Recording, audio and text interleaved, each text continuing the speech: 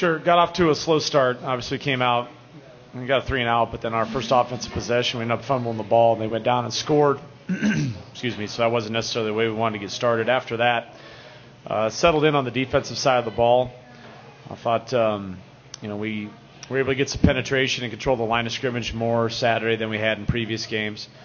I think their quarterback, Aaron Shavers, was out, but still at the end of the day, when they're handing the ball off, doesn't matter who's the quarterback when you're handing the ball off. We had good penetration and did a good job stopping the run with our down guys. When you just take a look at the leading tacklers, a lot of guys are involved in our defensive line and linebacker positions. So there's no doubt that having Matt Judon and Ryan Pettis back, our two starting DNs back, and Sam Power playing inside linebacker, and he's a physical downhill linebacker, that helped our defense. So offensively, we're able to, again, move the ball. I think probably the sequence at the end of the second quarter was not what we wanted or where we need to be. We're getting ready to probably head in and potentially score a 28th point, get our fourth touchdown of the first half, and we turn the ball over and they scoop and get all the way down, and we give up another touchdown on defense. So instead of being up 28-7.5, we're heading in the locker room up just 21-14. Talked a lot to the team about capturing some momentum back. We had to get a good kickoff return. We did that, and then we had a one-play scoring drive to Charles Johnson, which took about 12 seconds off the clock. So after that, we were able to run the ball, and that set up a lot of our play actions. And we were able to get some big chunk plays in the passing game based off our play actions. So had it not been for the turnovers, our 3 fumbles that occurred, and the scores that occurred after those, and our lack of execution and sudden change in our defense after a turnover, we would have felt pretty good about the game. But you can't turn the ball over 3 times and not get any turnovers on our side and give up a touchdown on one of your offensive special teams. You can't do that. Good football teams don't do that. So individually, we had some good performances. Israel, who's to my right, had a play that, quite frankly, at this time of the year you need out of a senior. He blocked a punt. They scooped it up, looked like they were possibly going to run for the first down. He chases the guy down from behind and tackles him.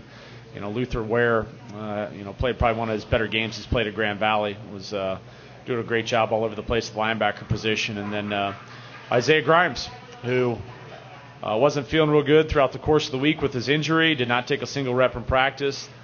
Friday morning, wasn't really having any pain, felt decent, wanted to know if he could throw the ball around a little bit. So we took him out Friday morning, and he threw 10 passes. So we shut him down and decided to see how he felt on Saturday. Came out Saturday and threw it well in pregame, and we rolled him. And it goes to show you, potentially a difference that one player can make. There's no doubt about that. He came out and had a good performance. He threw the ball 19 times, had 12 completions. Of those 19 throws, 4 were throwaways. So, in our opinion, basically 12 of 15, and was very proficient. Didn't throw a ball anywhere close to a Northwood defender, and made a lot of smart decisions in the passing game. So that was a big boost to us on the offensive side of the ball, getting him back and having his availability. So a couple guys, some guys coming off injury helped us provide a little bit of spark on our defense, and obviously provide a spark on the offensive side of the ball. So we've got to get these turnovers and the ball security. We do it every single day in practice, but it's got to be obviously done more, and has to have a higher sense of urgency with our players and our coaches. And we that process started yesterday. We did some things yesterday in regarding to ball security, because we can't be coughing the ball up and giving people on our schedule moving forward extra possessions. Big game against Hillsdale. They have 2 losses overall, 1 loss in the conference. They sit alone at the top in the North Division with only 1 loss. There's a few teams that have 2 losses, us, Wayne State, Saginaw Valley. So there's some critical games coming up here. And, it's been very tight football games with Hillsdale the past couple years. They're well coached. They've got a lot of respect for Keith Otterbein and the job that he does down there. They've got some seniors on offense that have been very productive players in this conference. Joe Glendenning has I don't even know how many carries he's had in his career, but he's been a 4-year starter for him. He's got 213 attempts just this year, and has been a very durable, productive back in the GLIAC. Very impressed with Anthony Misford. He was a receiver 3 years ago, took over as their starting quarterback, and this year has been very efficient, throwing the ball, and also has the ability to run. They get him out of the pocket, and there's a lot of times he pulls it down and runs. And then Cam White is their H-back, who is their leading receiver also. So 3 seniors on the offensive side of the ball that played a lot of football for Hillsdale College and had a lot of success. Defensively, they're very stingy. They have a very good linebacking unit. A couple new faces in the secondary, but they just continue to play good defense on that side of the ball. So they're a very balanced football team. We have a lot of respect for them as our program. They're very well coached. They play very hard, very disciplined, and there's a reason that they're 6-2. If you look at their 2 losses, the first loss against Cal PA and the loss at Wayne State, both on the road. I think turnovers probably hurt them more than anything on the offensive side of the ball. So this game will come down to running the ball, stopping the run, and turnovers and possessions. And I think everyone heading into this game knows that based on the pace of play and some of the things that are going to occur, that our offense may not get a ton of possessions. We've got to be productive on those possessions, and then defensively, we've got to get off the field. Special teams is going to set up field position for both sides of the ball, and we can't give them extra possessions by turning the ball over. So some of the things that we believe in our program, turnovers, special teams, running the ball, stopping the run, have got to show up on Saturday for us to have a chance down there. So it's going to be a big game. There's a lot on the line for both squads heading into this thing. So I know our players will be up for the task and up for the challenge, and got to take a look at the injury report and see where we're at and get the pieces of the puzzle put together in the game plan and get it done on Saturday. Questions? Over the last 4 to 5 years, you've had, there's plenty of rivals that you guys have had on the field, whether it be Ferris or Saginaw, but in terms of just pure competitiveness on the field, it's kind of been Hillsdale's team that kind of goes toe-to-toe with Grand Valley most of the time. Do you kind of look at them as kind of being another team that is, of the level of where Grand Valley has been in recent years in that time frame? They've certainly done a good job. In 2009, we went down there and, suffered only loss. And then my first year as head coach, we had a pretty epic battle here. And then obviously last year, another one too, came down to a last-second field goal. So it's been some really tight games over the past 3 years. And I think the reason that Hillsdale's raised their competitive level has to do with they've done a good job in recruiting, but it kind of has come in sync with some good recruits at the quarterback and in the running back position. So, like I said, we've had some really good battles with Hillsdale, along with some other GLIAC teams. And as I mentioned before, I think Coach Otterbein does a great job, and looking forward to another one on Saturday.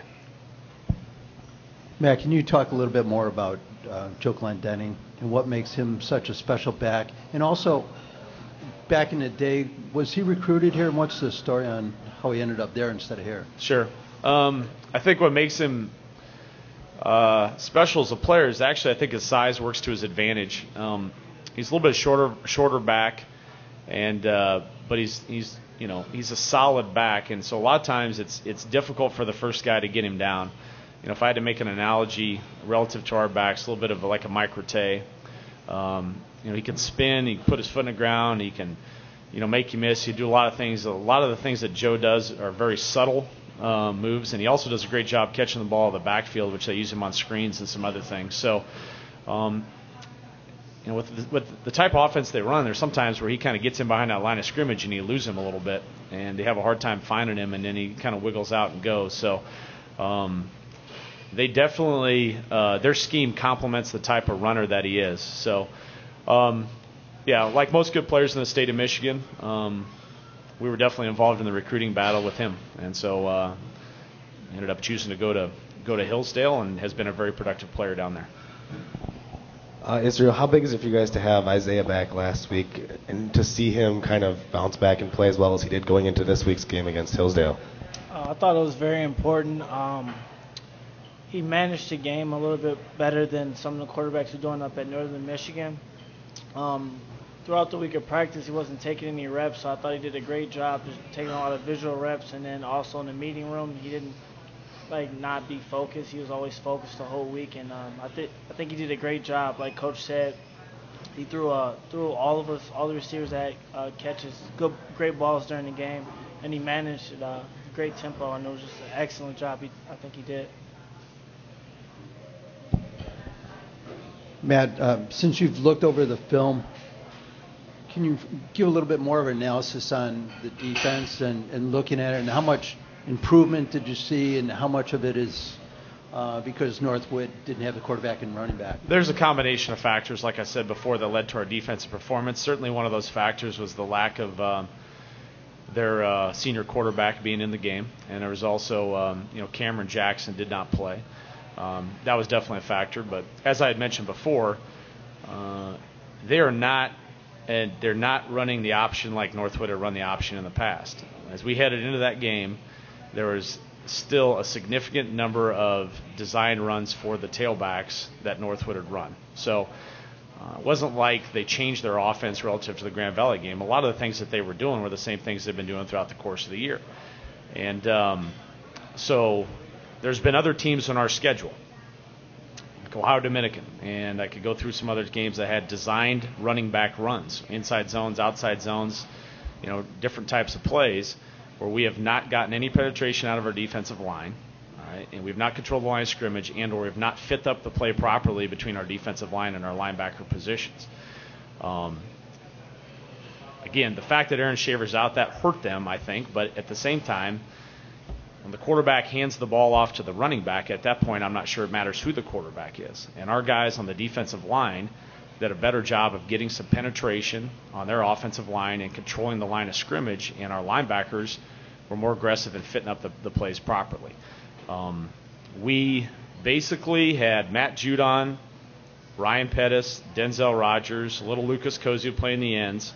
We played more Isaiah Dunning, had Craig Wilson playing more interior. Rick was a little bit banged up with a shoulder injury, so didn't get as many reps as he has had.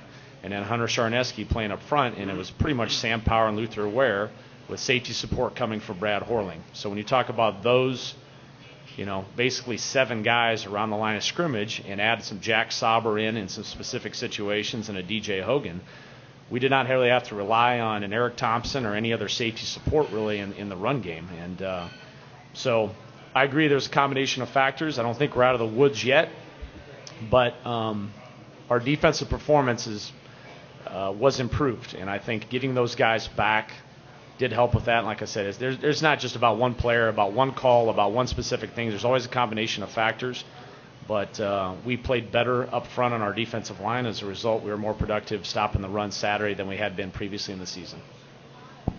Tim, we've talked about the sense of urgency thing a million times in the last 3 weeks, but the way things set up right now, starting with Hillsdale, you guys kind of control your own fate in terms of having the teams that are tied with the teams that are ahead of you, on the schedule. How does that change the focus at all going into any of these games, or is it kind of just, same business you've had all season long? No, not at all. I think it's the same as we have all season. I mean, we got 2 losses right now, so right now for us it's playoffs. It's do or die for us right now.